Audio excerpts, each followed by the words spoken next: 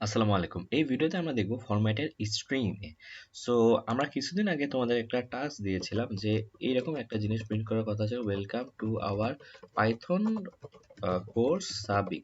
So এখানে দেখা গেল অনেকে এভাবে প্রিন্ট করেছিল যে ওয়েলকাম টু আওয়ার, এটা হচ্ছে একটা কোটেশনের মধ্যে রেখেছিল, তারপর প্লাস দিয়ে পাইথন এই ইউজার নেমটা ধরো কোর্স নেমে কোর্স ভেরিয়েবলে রেখেছিল, তো প্লাস কোর্স দিয়েছিল, তারপর আবার হচ্ছে কোর্সটা হচ্ছে তুমি কোটেশনের মধ্যে রেখে আবার ফাইনালি প্লাস দিয়ে এটা হচ্ছে যে ভেরিয়েবলে রেখেছিল সেটা দিয়ে প্রিন্ট করেছিল। সো এটা একটু কমপ্লেক্স, তো এটা আমরা আরো কিভাবে সহজভাবে করতে পারি সেটাই আমরা দেখব।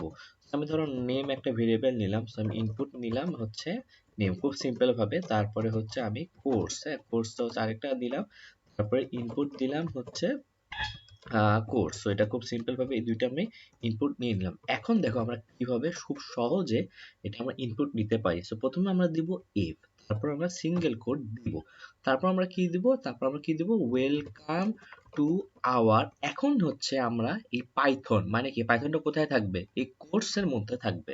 সো আমরা এই ভেরিয়েবলটা এই থার্ড ব্র্যাকেট দিয়ে মাঝে লিখবো ওয়েলকাম টু আওয়ার কোর্স। কোর্সের মধ্যে হবে Python, welcome to our Python. আবার হচ্ছে এখন আমরা কোর্স লিখলাম, এখন কিন্তু আবার হচ্ছে আমাদের এই নেমটা এখানে রাখতে হবে, ওয়েলকাম টু পাইথন কোর্স, যে ইউজার তার নামটা এখানে দিব। সো এটার জন্য আমরা কি করতে পারি, আমরা সেম ভাবে থার্ড ব্র্যাকেট দিব, থার্ড ব্র্যাকেটের মাঝে দিয়ে দিব নেম ভেরিয়েবলটা।